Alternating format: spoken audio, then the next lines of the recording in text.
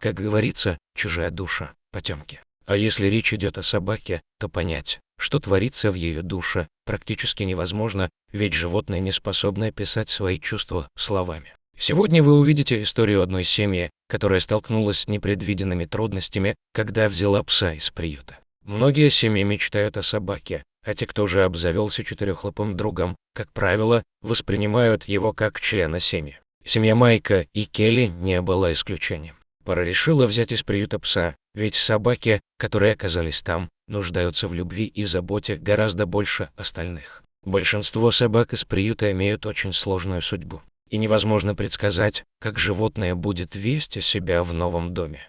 Посмотрев всех питомцев приюта, Майк и Келли остановили свой взор на простой дворняге.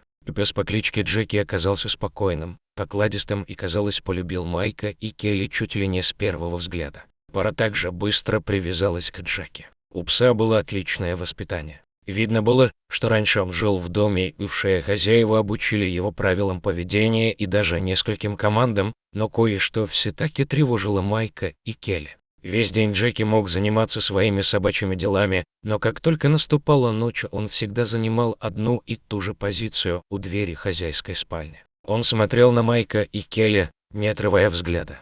Каждую ночь паре приходилось засыпать под пристальным присмотром своего пса. Мало того, что обстоятельства их немного смущало, хозяева беспокоились о том, спит ли их пес вообще. Для того, чтобы понять это, Майк установил скрытую камеру у двери спальни. Утром, просмотрев запись, пара была шокирована.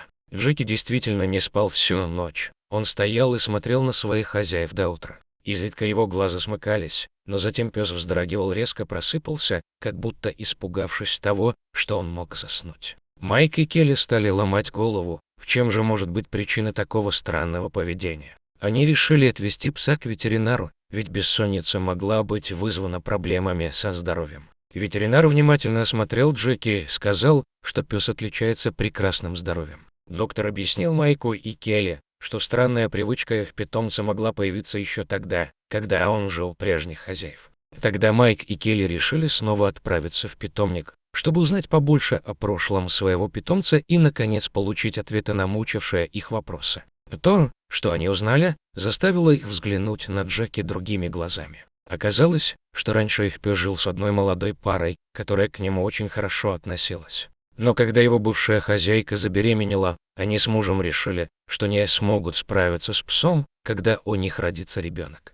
Пока Джеки спал, они перенесли его в деревянный контейнер, который отвезли в приют. Контейнер вскрыли сотрудники приюта, а своих хозяев Джеки так больше и не увидел.